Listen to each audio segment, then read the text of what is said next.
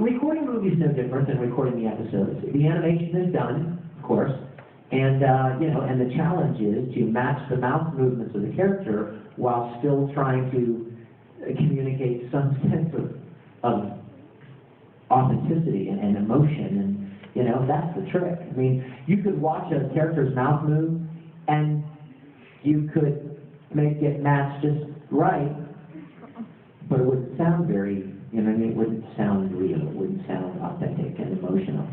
So there's a trick to matching the mouth movement and also making it feel real and engaging. And that's the same. And it's just that the movie is longer. And when you're recording the movie, you know that the series is pretty much over. That was one thing that was very sad to me. The whole time I was recording Brotherhood, I'm like, every line I record, I'm one line closer to the end. And it was kind of a real bummer because can't go on forever. Not unless it's Naruto or Bleach. Or One Piece. Or Pokemon. Did you hear somebody say, you guys watch One Piece? You guys know One Piece? Somebody told me, they're at I'm not kidding, they're at episode 600, I think, in Japan. And the mangaka was quoted recently as saying, I think we're about halfway through. Are you kidding me? Oh my gosh. Yes. Oh, wait a minute. You already asked the question, didn't you? Okay, let me spread it around a little bit. Yes. Spread it up on the phone. I know that you have a distaste for Raleigh, specifically the voice. Is there any other voice that produces that kind of a reaction with you, or is it just him? No, it's just him. Yeah, he's unique. He's unique. I've never played another character that only said one word, really loud, really long. I mean, why couldn't Kakarot's name be Bob? Bob! As opposed to why does that be three syllables? I've gotten to do a lot of different characters. I will tell you that.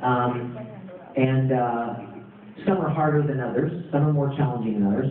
I don't really like to yell that much as far as screaming, and you're like, wait a minute, you play Edward Elric and you don't like to yell?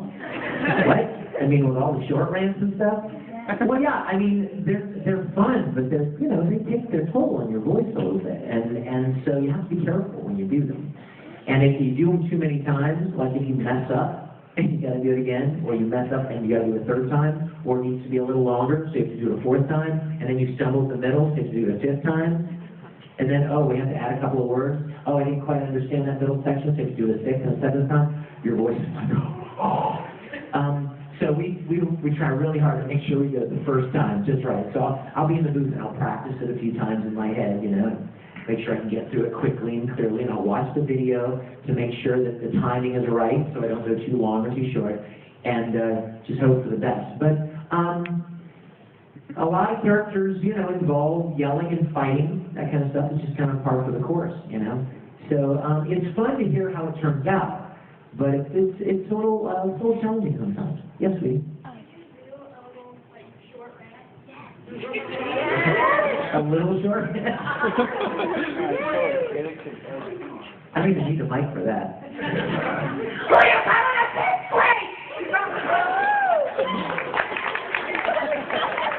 I'm not calling you a big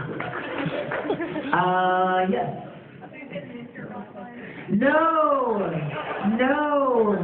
No, I love you, but I can't do that anymore. You guys, you know what she's talking about, don't you? The mini-skirt line, yeah. And if you want to see the mini-skirt line, you can see it 600 times on YouTube. I know, but it's always the same. No, for those of you in the room that don't know what she's asking about, several years ago, I made up a line at a convention, just for fun. And it took on a life of its own. And suddenly, people were asking me to say it all the time. And at first it was funny, and then it wasn't fun anymore. And then they started asking other actors to say it, who didn't even know what it was. They didn't even what do you ask? Why am I supposed to say this? Please say it, please say it. So these poor other actors were now being tortured for my mistake. And so about 2 years ago, I promised myself, I swore I was not going to say it anymore. and that it needed to die. So that line needs to go away. So I love you for asking, but no. That's a great question, because I know a lot of you guys are interested in voice acting yourselves. She asked me how it started. Quite by accident. This is the part where I give all the credit to God, because I didn't plan it. I didn't plan it. I didn't seek it out. I didn't, beat the pavement and bang on doors to get it. I had just been acting since I was very young, probably like her age, and doing any kind of acting I could, whether it was church programs or school programs, school plays, or community theater, any place I could perform, and was developing those skills. And then I got into high school and college, and I minored in theater in college, and just kept acting and acting and acting. And it was something I always loved, but I never really thought anything would ever come of it. My degree is in film, actually. So I do a lot of shooting and editing and directing and that kind of stuff, the production side of film as well. But the acting was something I always loved doing, and I never really thought about it, but any chance I could be to act, I did.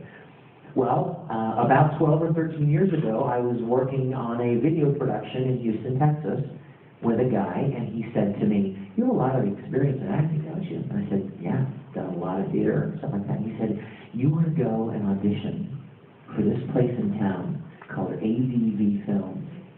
He said, "They buy these Japanese animated shows and they dub them into English, and they need actors." And I was like, "Really? In Houston?" You traditionally think of something like that as LA or New York or something, right? I'm like, really? You mean like Speed Racer and stuff? I loved Speed Racer when I was a little boy.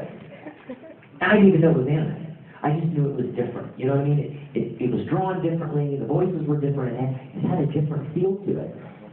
It was very different from Scooby-Doo or any of the other, Bugs Bunny Western animation. I had no idea it was anime. Kim with a White Line. Loved it. Had no idea why it looked different.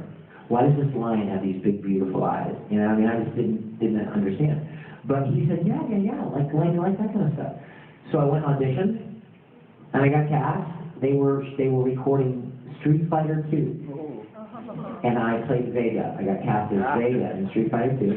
And I did it, and it was so weird. You guys know that? You guys know Vega or know Street Fighter 2? Yeah. So I did it, and I thought, well, that was fun. And then they called me a few weeks later and said, we've got this other show. I don't even remember what it was.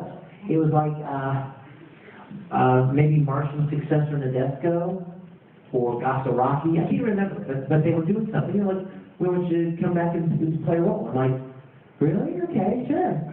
I didn't even know what I got paid. It didn't even matter. It was just fun, I mean, who gets to do stuff like that? So I did that one, and then another show came, and they cast me in that one. And then another show, another show, another show. And the next thing I knew, I had done probably 15 or 20 different series. And you know what? Even then, I had no idea what they did with them when we finished them.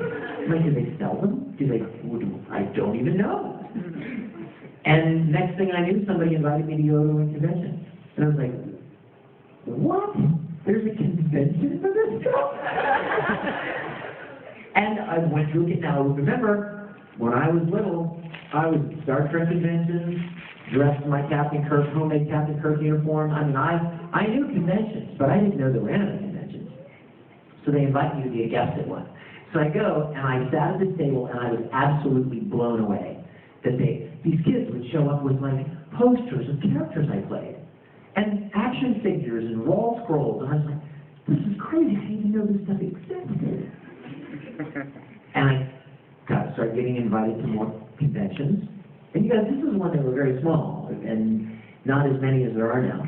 And I was at a convention, and I met some people from Funimation in Dallas. Wow. And they said, hey, you're in Houston, right? I said, yeah. And they said, you want to come up and do something for us? I was like, okay. I mean, I didn't ask them how much to pay. I was like, okay, that sounds fun. And they called me, and I went up there, and I did Broly. First thing I did for them, then I did Yu Yu Hakusho, then Case Closed, and Spiral, and Kid Grade, and then suddenly Funimation gets Full Metal Alchemist. And I auditioned for that, I got cast in that, and so I'm working in Houston.